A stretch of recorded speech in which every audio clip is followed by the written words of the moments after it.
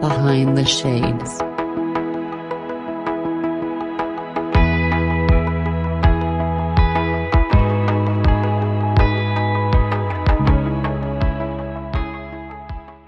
I have been equipping Christian women for well over 20 years to equip them to communicate in a way that aligns with their values as a coach, speaker, and trainer with For Better Forever, which I co-founded with my beloved husband, Malus. Yes, and I've been a certified John Maxwell coach, speaker, and trainer for about 6 years now. So I train, I coach, I speak in the areas of communication, leadership, relationships, mindset, and personal growth. Love personal growth. And so I've trained couples, teaching them to communicate and teaching them conflict resolution skills.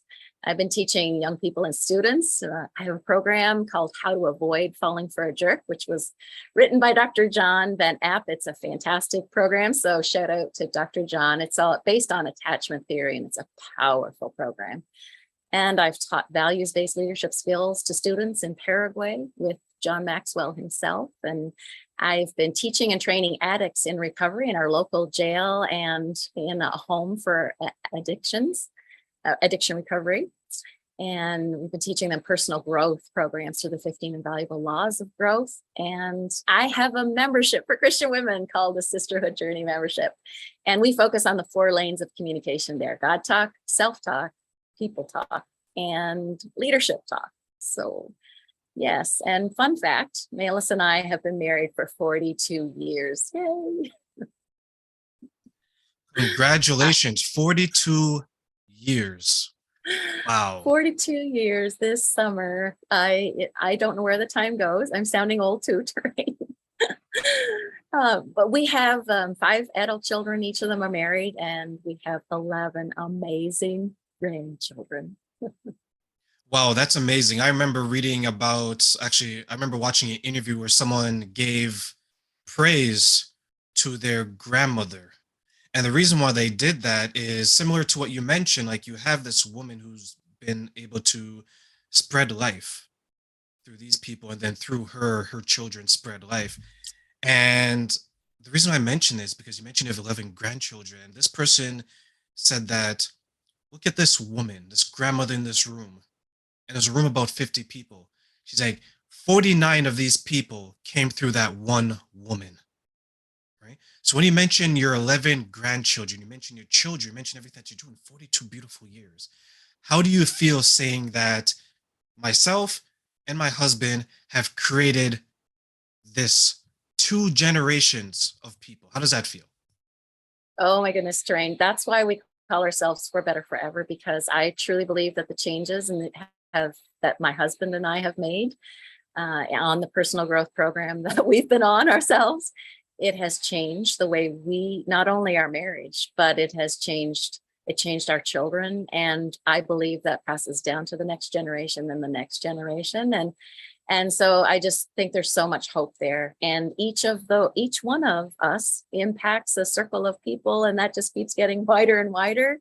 And I wanted to cry when you said that, Terrain, because it's so important to me to recognize that I stand on the shoulders of people who've impacted me, and they're going to stand on my shoulders too. And that's very exciting to me.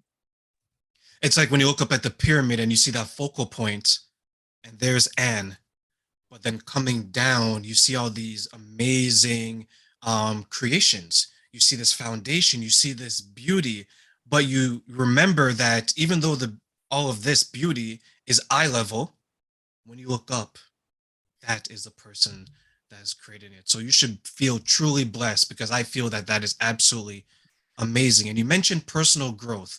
So speak on personal growth and how that is beneficial to those listening today. Absolutely. I needed to be on a personal growth journey. I didn't know how much I needed it, but part of the reason why I do what I do is because we struggled in our marriage. And it was a very pivotal conversation that my husband and I had, where I said to him, I can't do this anymore. And We were on a date, Terrain. We were sitting in our farm truck outside our favorite restaurant. And I said to him, I can't do this anymore. We just keep going around and around the same old thing. We don't resolve anything. And I'm so hurt and I'm so tired. And that night it landed in a better way for him. And he listened to me, and the most amazing thing happened. He shared his unhappiness with me, and I hadn't heard it in a very long time. We had 5 kids in 6 years. Just going to let that land for a minute. And then he was working on the farm, new to farming, and there were challenges there, but we didn't know how to communicate what was really happening inside of us. And we didn't know how to conflict. We both hated conflict. And so we needed to hop on a personal growth journey. We decided that very night that we would get the help that we needed in order to get better together. And we had so much to learn, and we needed that personal growth journey in order to learn individually how to be better, how to be happier within ourselves, but then how to communicate conversations to help understand one another better. And these pivotal conversations are exactly what I help our women to know how to communicate in a healthy way. And I know that it's hard to have these pivotal conversations, but this was a whole new journey for me. I needed to learn how to speak, how to have healthy conflict. I didn't think that conflict was a good thing in relationship or marriage, but that was one of the very first lessons that we learned from Dr. Gary Smalley, and that is that conflict is the doorway to intimacy, and intimacy as into me, you see. And so when we can conflict in healthy ways, I believe that I not only get to see inside my husband or inside the people that I'm conflicting with, my children, my grandchildren, I get to see a part of me as well. And that's a big part of personal growth, is that new awareness every day about who I am, what triggers me, what's important to me, what I truly value, what I think, the beliefs that aren't serving me and the beliefs that are serving me. And it's all a part of our story, this personal growth journey that we started on to learn how to communicate more effectively, to have these pivotal conversations that actually changed our life and our marriage and our family. Looking back, did you feel that it could have gone either way? Or is it something that you knew that, hey, there's something here, I just don't know how to tackle it? I had no idea. I had no idea where it was going to go. I just knew I was at the bottom and I knew something needed to change. We very much loved each other, but we weren't acting like it. We very much had committed to each other, and I didn't know how that conversation would go. I knew that he was a kind man, but at times we weren't being kind to each other, me as well as him. And I really did not know how that conversation would end up. And I was surprised at how open he was about what was going on inside of him. And I really needed to hear that. And that's the vulnerability piece that's hard for some of us. I know it was certainly hard for us to open up. And even as partners for a while, it was hard to be that vulnerable and to trust him with my heart, and for him to trust me with his heart. I think sometimes as people in relationships, especially maybe those who are used to things a certain way, I think sometimes we forget that being vulnerable is not only being vulnerable in opening up, but also being vulnerable in listening. And I think it's easier to do the former than the latter, because when we are suffering, it's all me. I'm going through this. But we don't think that maybe the way we're suffering is causing the other person to suffer in their own way as well. Is that something that maybe you were experiencing during that time?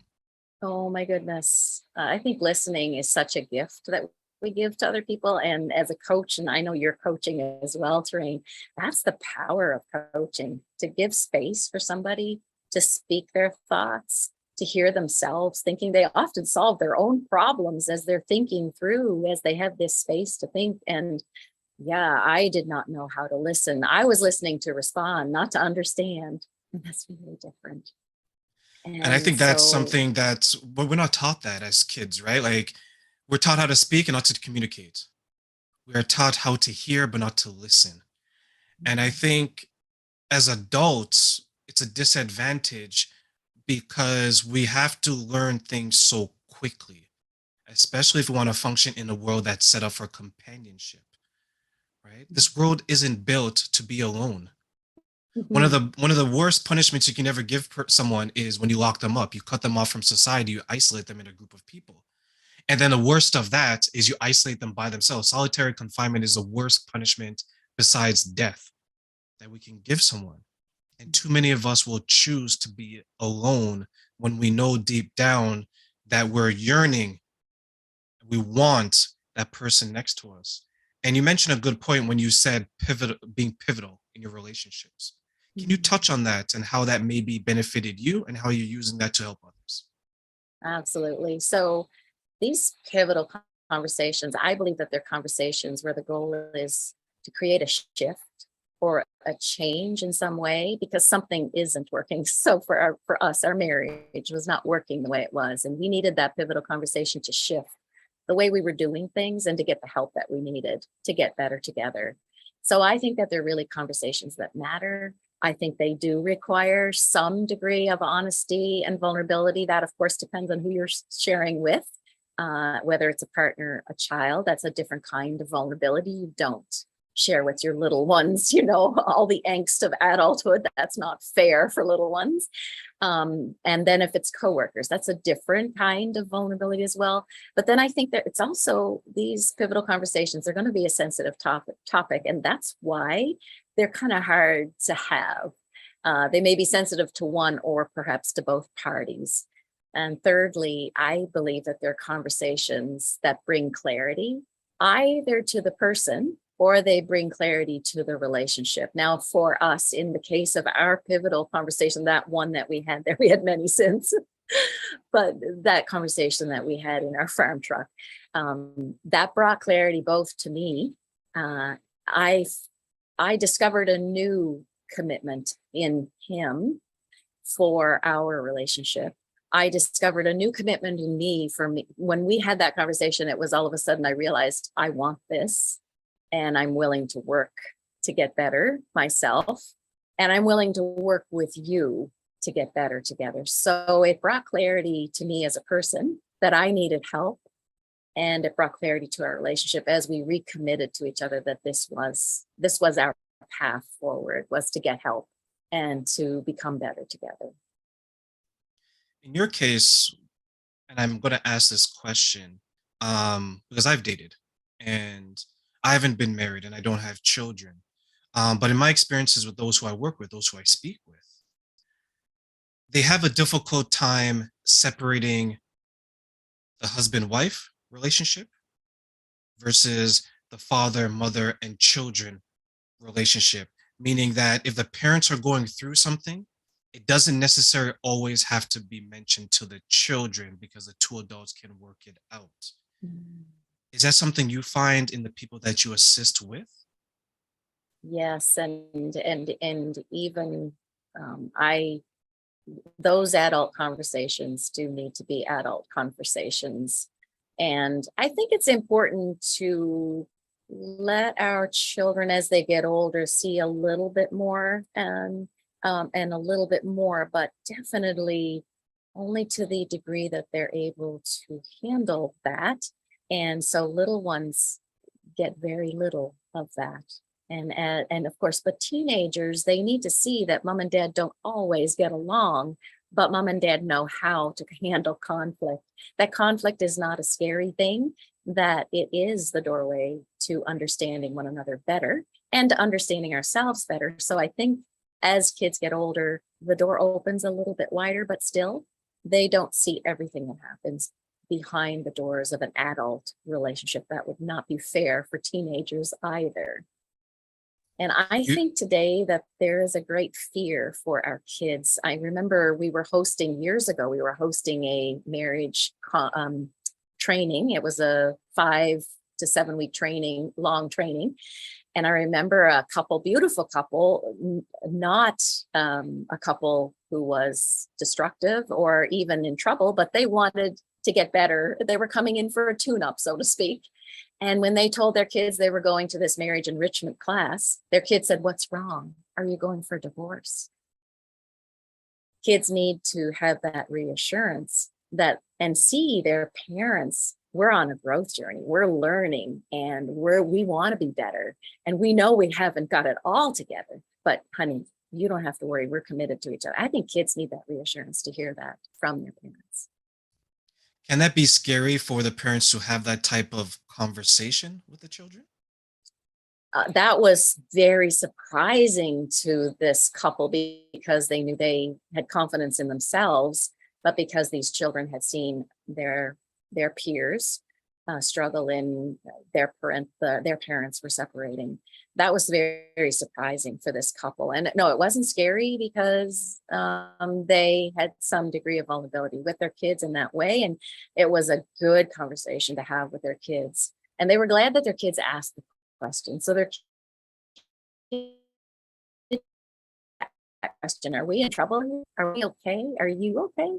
Are you going to be together? Are you leaving each other? That was really important to have that conversation. So these parents had obviously created a safe space for their kids to ask the hard questions.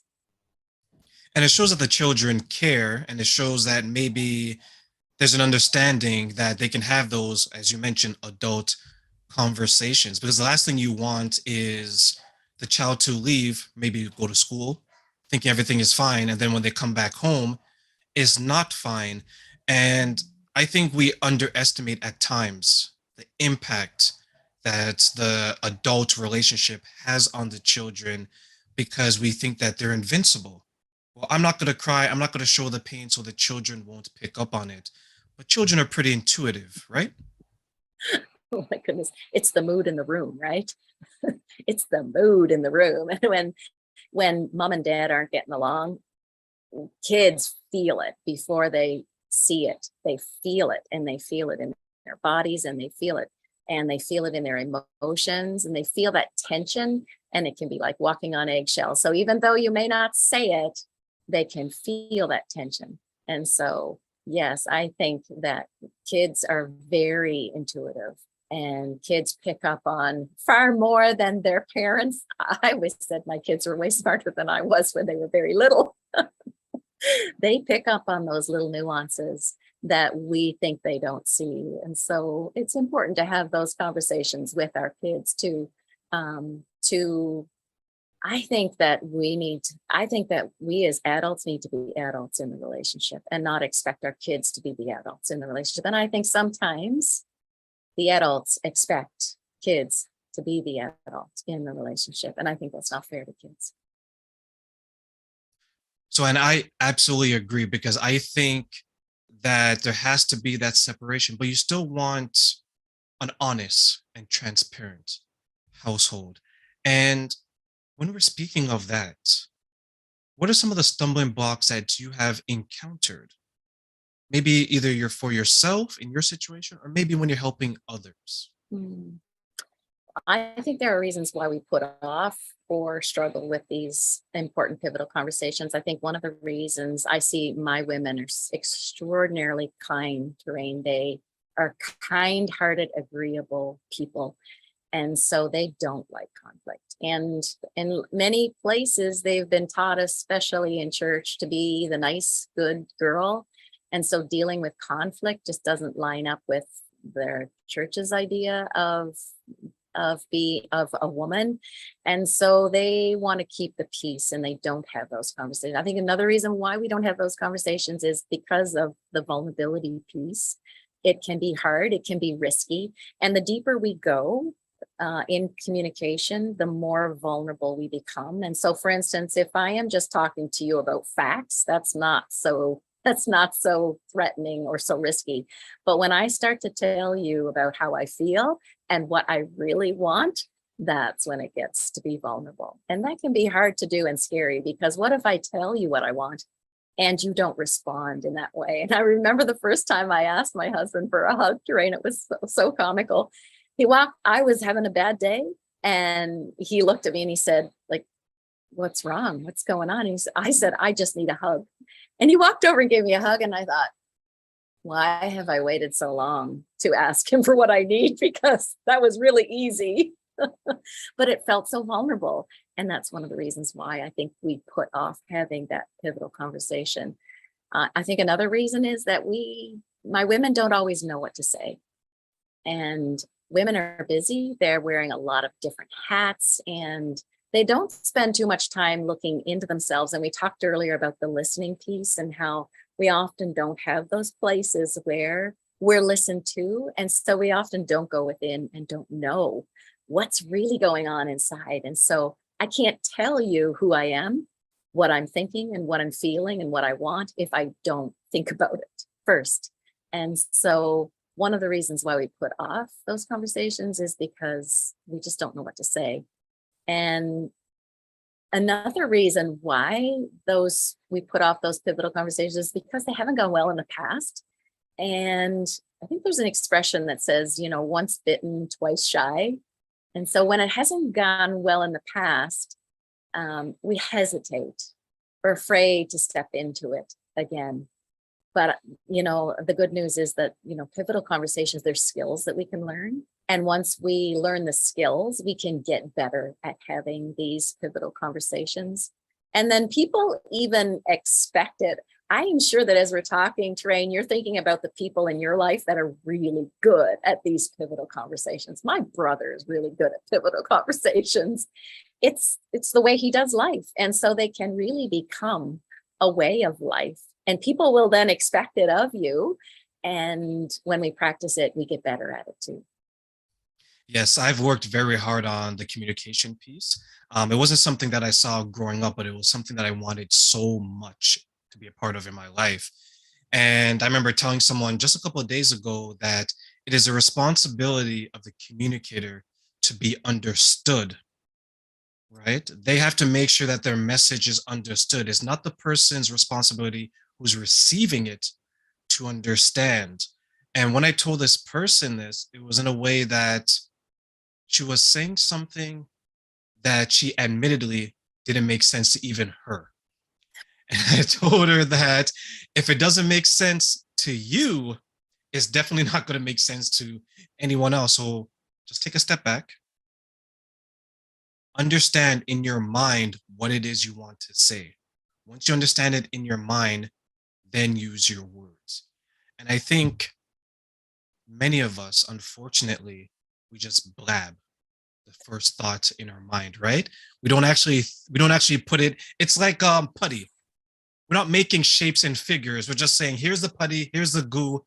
You make it into what I think it should be. And the person's thinking, a little help here. Can I call a friend? Like, who wants to be a millionaire, right? It's like one of those situations. So when you mention that, is it we don't know what to say? Or is it we don't know how to say it? I think it's a little bit of both. I think that because it's a skill and we haven't learned that skill, that we don't know what to say and we don't know how to say it. And a big part, I think we don't know how to go within to actually think about what it is. Like you said, we don't think about it before and we just kind of blurt it out, and it is like putty, and we expect the person to go through, I call it a sea of words, and you expect the person to go through to the life ring and find that what you really mean, to find it in the midst. I think a lot of us process out loud, and as we're going we kind of figure it out, but in the meantime there's this whole big sea of words that the other person has no idea what it is you're trying to say. I am speaking from experience, Terrain, where I'll say to my husband, this is not the facts. I just need to think about this. Because that's not where I'm going to land. So when I'm going to land, I let him know, okay, this is where I'm landing. This is what I really mean. This is what's really important. So I say to my people, Journal. I love to journal, and it's been really powerful for me to understand myself and to get those new awarenesses. And I ask them to journal these questions. What are you thinking? What are you feeling? What's troubling you right now? And what is it you really, really want? And that way they can get to the heart of what it is they want to talk about. And then I say practice, and I say practice out loud what it is you want to say until it becomes clear and you have that clarity, so that when you go to talk to the person about something that's important to you, you know what it is you're going to say. You know how you're feeling. You know what it is you're thinking. You know what's really troubling you. Sometimes we don't really know. We just have this uneasy feeling that something's not right here. We don't really know. We can't really put our finger on what it is that's really troubling us. And then be able to ask for what it is we really, really want. So I think That it's both the actually, how and the what. no, go ahead. Sorry. Go ahead. Yes. No, you're right. That worked for me because was, there's certain situations that would bother me. And on the surface, it's just, well, this is done. I don't like it. But uh, it's more than that. At least for me, it was more than that. And then I began to realize that, hey, this situation, this action that bothers me, the reason why it bothers me is because in my younger years, this is what has happened.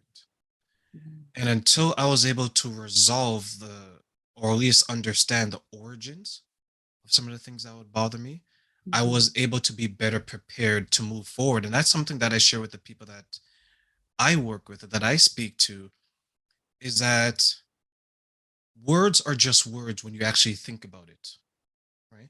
But there's certain words that people would say that triggers them, gaslights them, right? And the person who's saying it may not know because they don't know your history, they don't know where you're coming from, but you know, you're like, you saying my ideas are stupid is because as a kid, anytime that I wanted to do something, my parents told me I was stupid. It makes sense. Mhm. Then I went to Mhm. school, and every time the teacher would mark my assignment and I would get a failing mark, it reminded me of my when my parents told me I was stupid. So you're Mhm. carrying this luggage of Mhm. baggage from relationship Mhm. to relationship, situation to situation. And when you mentioned that it's a combination of both, I totally agree. And you're doing an amazing job in helping people to understand because there are times, and this happens amongst my friends, we are our own therapists, we're our own coach, right? Nope, I'm good enough to solve all of my own problems. Okay. Are you problem free? No. So if you're so good, how come you still have these issues that are coming up? And for you, when you're speaking to these women and you see them making progress, you see them Mhm. making change, how does that feel to you knowing that years ago you had that type of pivotal conversation? Years later, you're helping people have it themselves. Terrain, it is amazing. There's a home that I pass regularly when I travel to the city to see my dad. And when I pass by that home and the lights are on, I it's I want to just I want to sing. I want to break out in song because I know that the mom in that house, she's had those pivotal conversations with her family. And I know that the husband in that house, they've had those pivotal conversations together. And I know that though they had a big shift in their relationship, and I know that they're together, and I know that their kids are together with mom and dad. And at one point they weren't, and that just makes me so happy that for better forever, that those people are together and that they're living their best life together. They're continuing to grow, no doubt. I don't see them so much anymore, but when I see their home, it just makes me so happy.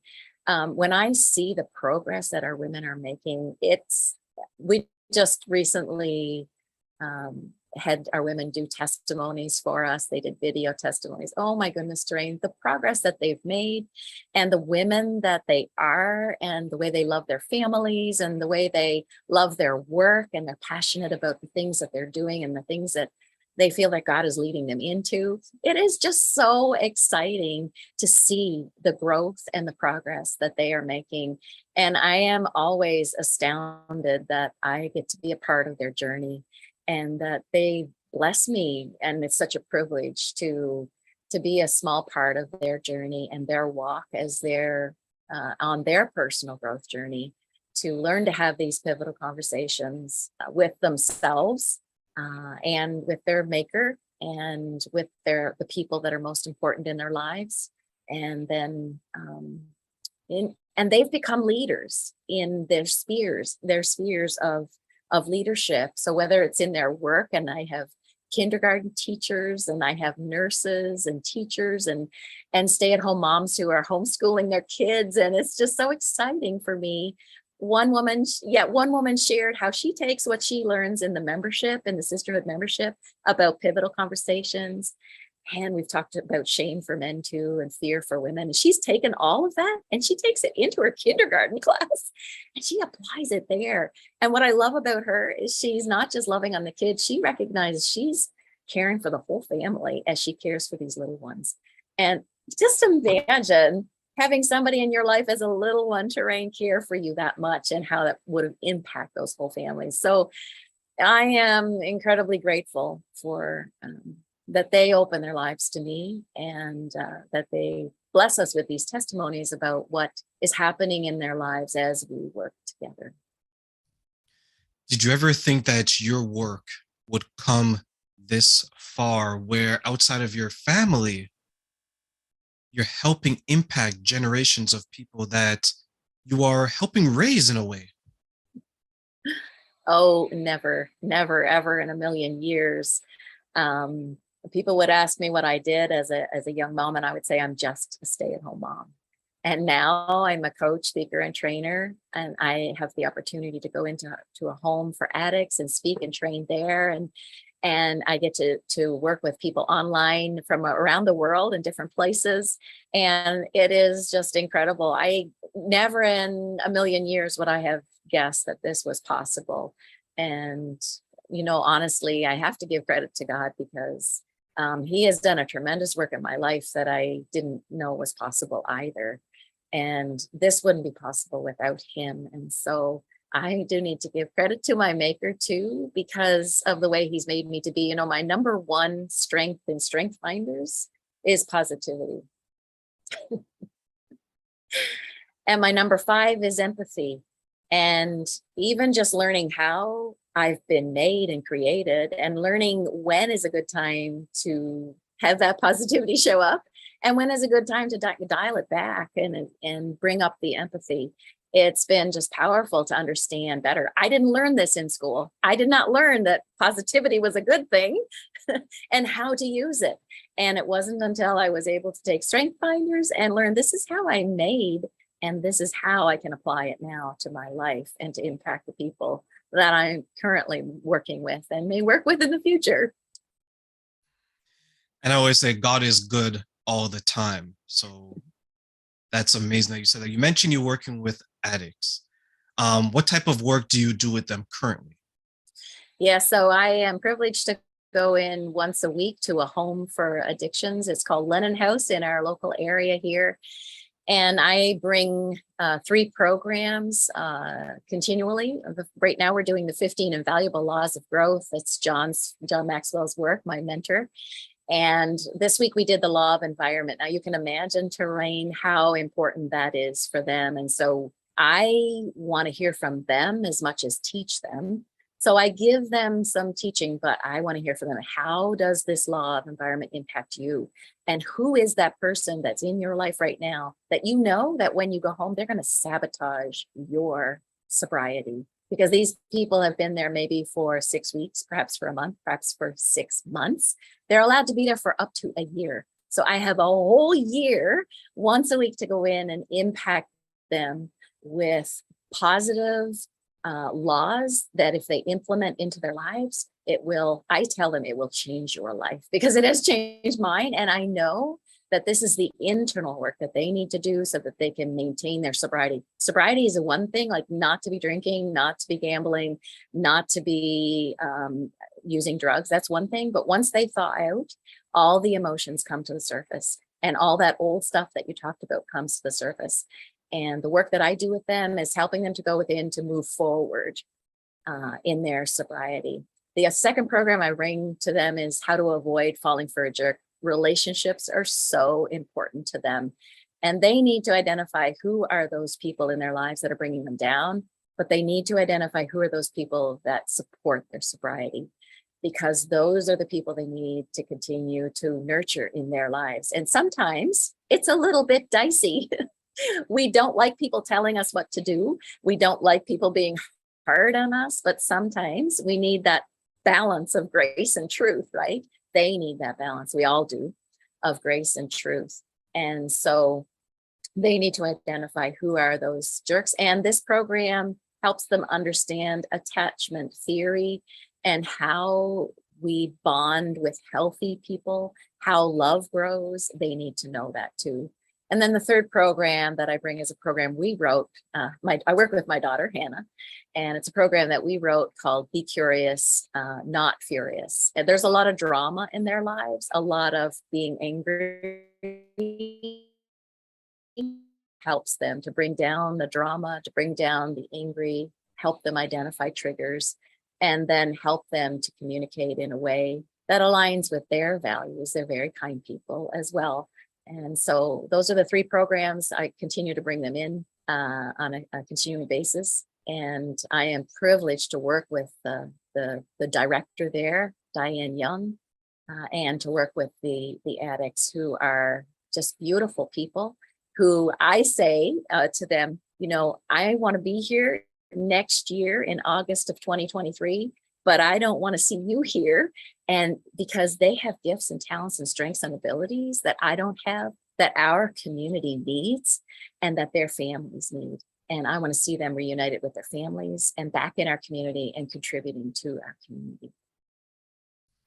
The type of conversations you would have when you offer those types of programs to them, especially the second one, how to identify a jerk, is that different than a conversation you would have with someone who is maybe not in that current situation?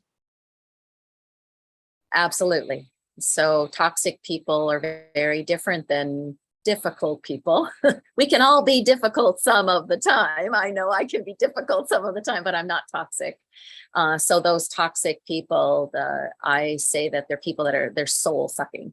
They are demeaning, they're critical, they control, whether it's your money, they're manipulating. There's a lot of spiritual control in some places. And so that's like toxic. Whereas difficult people, there can be, for us, there were external pressures on our relationship that were causing us to be difficult. He was working a lot and we didn't have the skills, and we had little ones at home, and we didn't have time to talk. And so it made us difficult because we didn't have the skills in order to talk about what was happening and to conflict in healthy ways. And so those are very different conversations that we would have if someone's dealing with a toxic, destructive type person as opposed to a difficult person. Can a difficult person become toxic? Oh, I'm glad you asked that question. Absolutely. I do believe that's true. And for instance, if we had chosen to keep doing what we were doing, I think we would have become more and more toxic, more and more difficult into moving into toxic, where we would have, we were already very critical with one another. I was very critical with my husband. And if I had have continued down that path, yes, I could have become toxic. And I think it's important. That's why early intervention is important. And that's why I think that the tune-up and the checkup and the personal growth is really important, to stay in touch with what's happening inside and to be aware of what's going on inside so that we don't become those toxic people we don't want to be. No one wants to be destructive or toxic. So when you mention early intervention, does that at least begin within?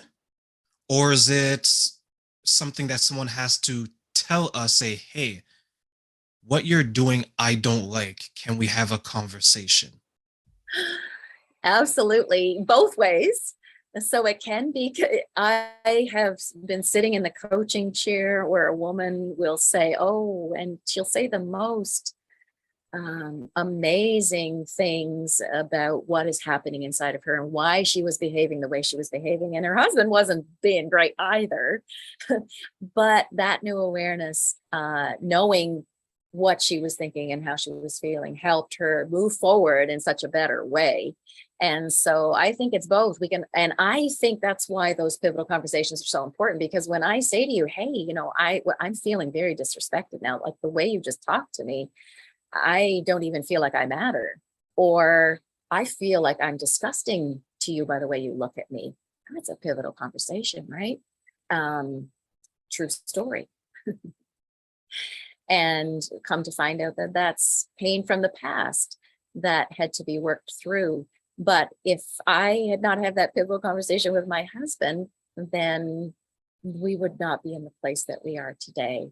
And that's that vulnerability piece that can be so hard to be honest. Like the way you're looking at me right now, I don't feel like you even like me, or like you even want me. And out of that conversation came, he said, I don't know what you see because I can't see it. This is what came about in that pivotal conversation. He gives me permission to share the strain. He said to me, I need you to tell me when you see me look at you that way, because I don't know what I'm doing. And then can we have a conversation about it? That's beautiful, because that's how you bring the awareness, right? So continue, please. Yes. Yeah. And so out of that came multiple pivotal conversations where I said, what are you thinking? What are you feeling? What's going on here when you look at me that way? And eventually we were able to get to some of his struggles in emotional abandonment. And that never would have happened without those pivotal conversations, without that vulnerability. And I do believe that we would have continued down that toxic road if we had not had some intervention, where we in some ways we did it ourselves, and in a lot of ways we had a whole lot of help along the way, where we needed some intervention to help us. And our kids, as they grew up, they became more of a mirror for us and saying, hey, Mom, that's not like what you just said there. That's not okay. Hey, Dad, what are you looking at me like that for? I don't understand what this is or what's going on here. And so as our kids get older, they can also be that mirror and help to bring new awareness as to what's going on in our hearts and our minds and our lives and our marriages and our family life.